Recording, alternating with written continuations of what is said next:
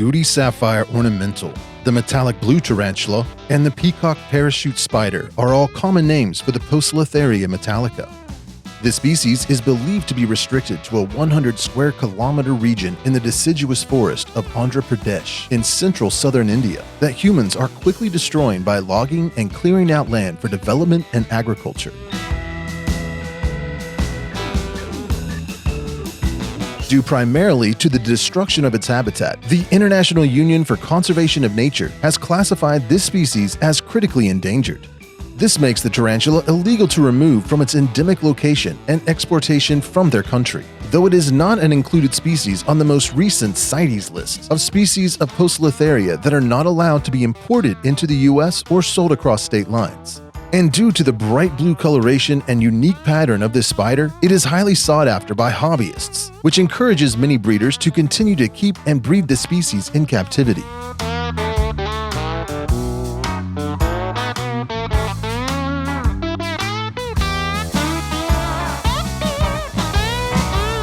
This is a fast-growing tarantula, and females can reach a size of about 6 inches and live around 12 years, while males are a little smaller and only live around 4 years. Being an Old World tarantula, this species does not have urticating hairs, but it is very fast and has powerful venom that can cause moderate to severe pain, long-lasting local and generalized muscle cramps, accelerated heart rate, sweating, nausea, and headache. Of all the Poecilotheria species, this tarantula seems to be the least defensive, and though they are not as prone to show a threat pose as some other species, they do tend to run around their enclosure like crazy when startled or disturbed. Of all the Poecilotheria species, this tarantula seems to be the least defensive, and though they are not as prone to show a threat pose as some other species, they do tend to run around their enclosure like crazy when startled or disturbed. This tarantula is very photosensitive, so it does not like bright lights, and it will retreat into its hide almost every time you turn the lights on.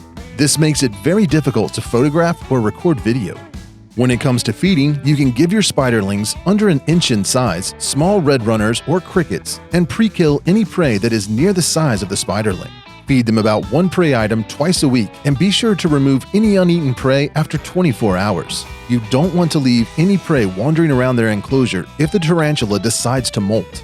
As spiderlings, they have more of a gray color, though some of their pattern may be visible, but they are extremely fast and will run laps around the enclosure if you spook them, which can make feeding time a little stressful. Always keep a catch cup handy anytime you're opening their enclosure. For juveniles around 2.5 inches or so, you can start feeding them 1 to 2 medium crickets once a week, and as they get larger, you can feed them 2 or 3 medium crickets or medium roaches. Just make sure to never feed them any prey that is larger than 2/3 the size of the tarantula. They can still be very flighty at this size, though not as skittish as the spiderlings. If you provide them with an adequate space to retreat, then you won't have as much difficulty with a pokey running around as much. But it is still very possible, so always be ready and have a catch cup on hand. And for adults over 4 inches, you can feed them about 3 or 4 large crickets every couple of weeks. The closer the tarantula is to full grown, the more crickets you can throw in, but usually no more than 5 or 6 large crickets at a time. After a molt, when the abdomen is smaller, you can feed them more often, like once a week. But as the abdomen gets larger, cut back to every other week.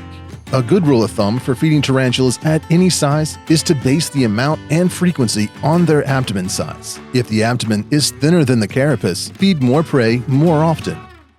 Once the abdomen becomes wider than the carapace, cut back on the amount and frequency so you do not overfeed your spider.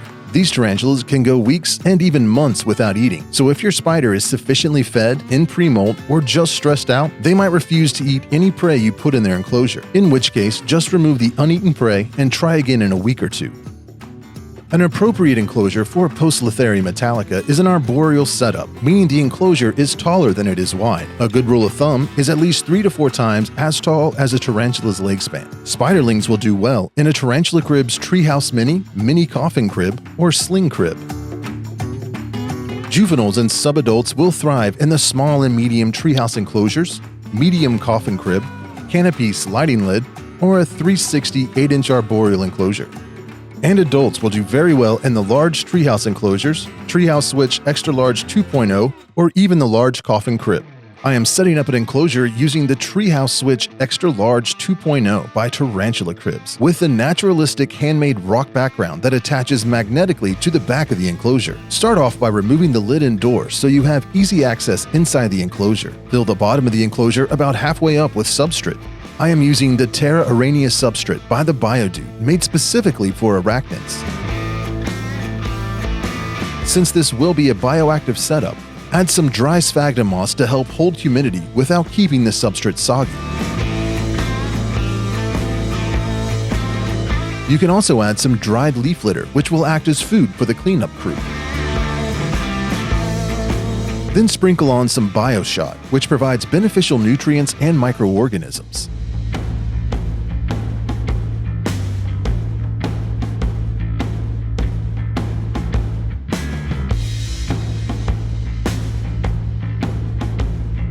Mix it up really well and add some water until the substrate is damp but not soggy or oversaturated.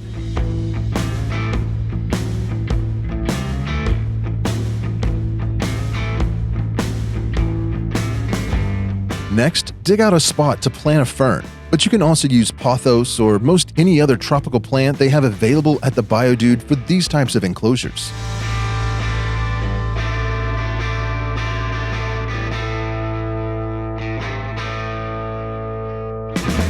Then you can add a layer of the Blackstone Desert. Here I've mixed it with a little substrate.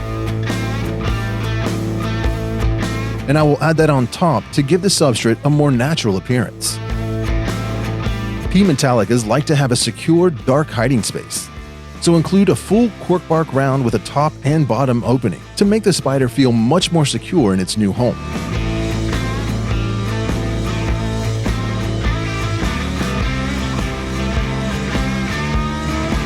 You can also include a cork branch leaned vertically on the back of the enclosure to give the spider a little more enrichment and a place to hang out in the open. To really make this a functioning, self-cleaning bioactive setup, add some tropical springtails to the substrate, which will help break down any mold, fungus, or waste. Also, add some live terrarium moss that you have let soak in water for about 30 minutes to give the springtails and isopods a damp area of shelter. This will also help maintain a higher humidity level in the enclosure to more closely replicate the tarantula's natural habitat. Then you can sprinkle some dried leaf litter and dried sphagnum moss on top of the substrate for a more natural look. But also, this will give the cleanup crew hiding spots. And just for aesthetics, you can sprinkle on a little more stone desert to give the substrate a little more texture.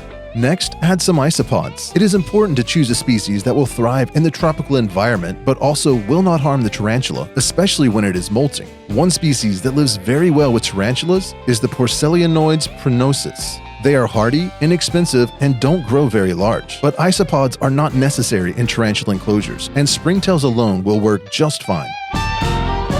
Finally, add a water dish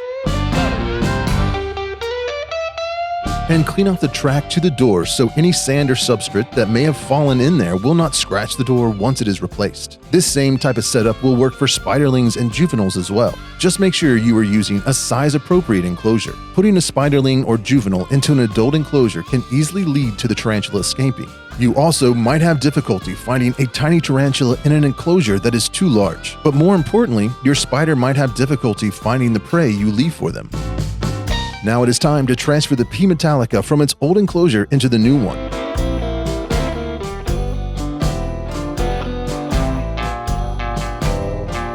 The easiest way is to line the doors up and try to encourage the tarantula to walk into their new enclosure.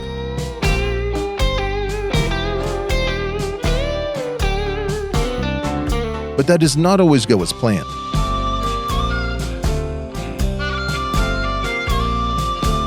In which case, you can remove all the decorations from their old enclosure and corral the spider into a catch cup to safely transfer them into their new home.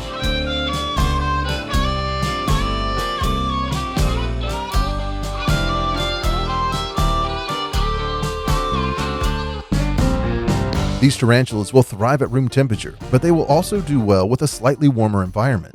but you should avoid exceeding temperatures above 80 degrees Fahrenheit and make sure that there is plenty of cross-ventilation available.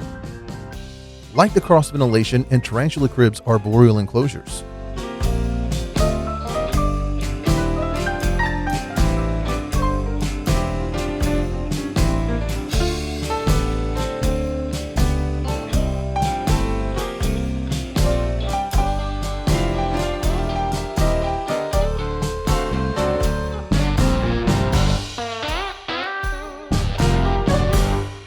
And there you have it. This is how you care for and set up a bioactive enclosure for the Poecilotheria metallica. If you found this video helpful, please consider liking it so the video will be recommended to more tarantula keepers. Don't forget to subscribe so you don't miss any future videos. And click the link in the description to check out tarantulacribs.com to see the entire line of high-end acrylic enclosures and find the best crib for your tarantulas, arachnids, or other invertebrates.